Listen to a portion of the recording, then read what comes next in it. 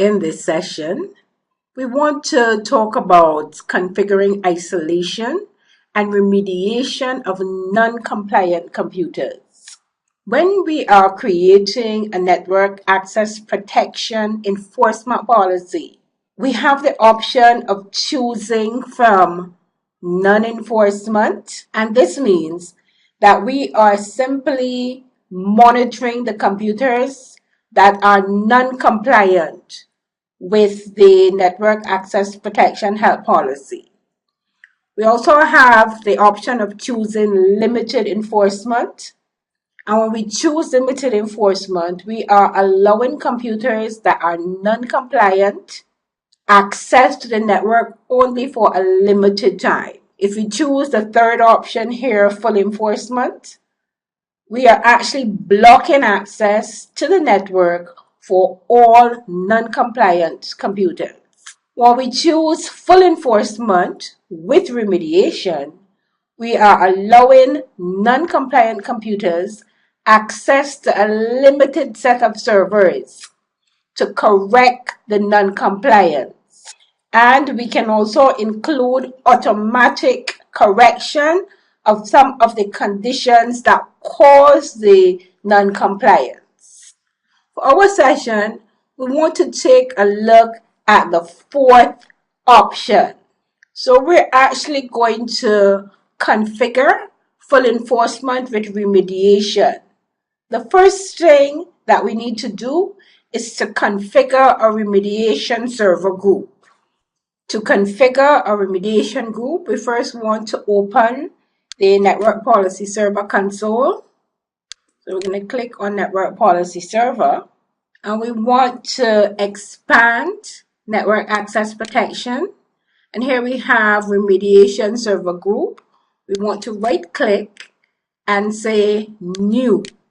For the name of the group, we're going to call it Remediation Group.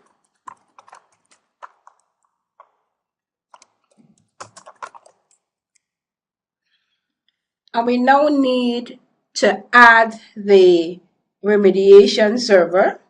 So we want to click on Add. And we're going to give the server a friendly name. And we're going to call it Remediation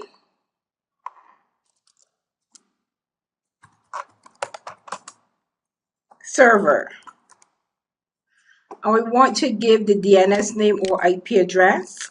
And we're going to call it, for the DNS name, we're going to put down server2.contoso.com. So this will be your remediation server. So you want to click on OK.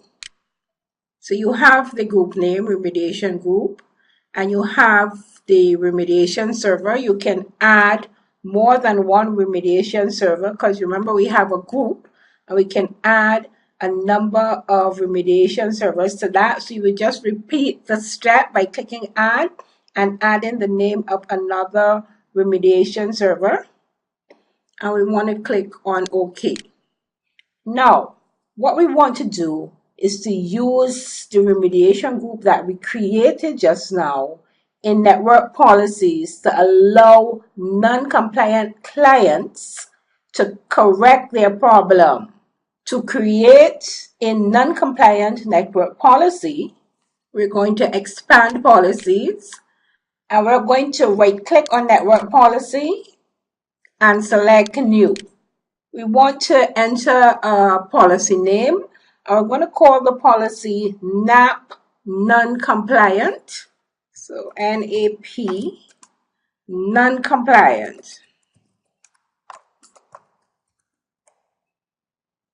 Let's just correct that and put the P in. Now we need to choose a type of network access server, such as a DHCP or a remote access dial-up VPN. And we're going to choose remote access VPN dial-up for our example. And we want to click on Next to open the specified conditions page. And to add the conditions, we simply click on Add.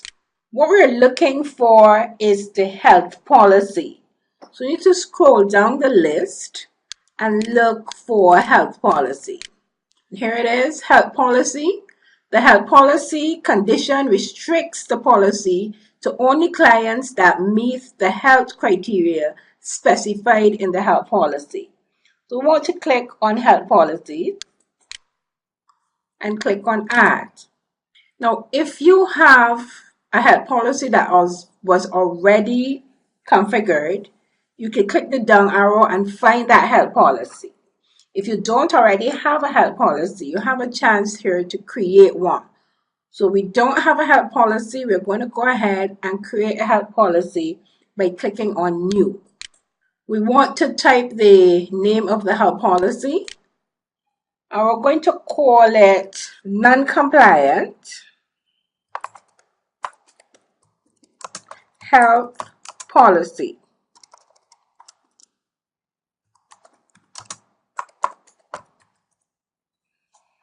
And we can choose one of our checks here. We're going to leave it at client passes all SHV checks. And we want to choose an SHV, and we're going to choose the default SHV. We want to go ahead and click on OK. And OK to close the health policy box. We want to click on next to continue. And at this point, we want to specify access permission. You have to be careful here because a network policy for remediation of non-compliance must be set to grant access. Some people would want to put deny access here, but it has to be able to grant access because even though you might think it should be set to deny, what deny would do is prevent the computer from reaching the remediation server. And we want the computer to reach the remediation server because that's the only way that the problem that the computer has would be corrected. So that's an easy mistake to make. So look out for that in the exam. So we would leave access is granted and you click next to configure the authentication type. And we are going to choose the last one here with our other authentication methods. We're going to also choose perform machine health check only. We click on next to continue. If you have any other constraints, you can add them. If you don't have any other constraints, you can click next to continue. And at this point, we want to configure the settings for the connection request. So we're going to say NAP enforcement because that's the one that we want. And on the right hand side, you have some choices. And the one that you want to choose is allow limited access. Because remember, we want limited access so that the client can reach to the remediation server. So you click on allow limited access. And to choose the URL, you can go ahead here and click on configure. And you can pick the server if you have one, or if you have a group, you can click the down arrow and you can pick out the group that you created. And here below the troubleshooting URL, you can put a URL so that the client will be able to click on that URL for an explanation of what should be done if the client was not given access to the network. So that's simple, a web page. You have to make sure though that that web page is reachable by computers in the restricted network. So I want to go ahead and say OK here. We also want to turn on auto remediation. So the last option down here is enable auto remediation of client computers. Now, what will happen is that the client computers will automatically have their problems corrected.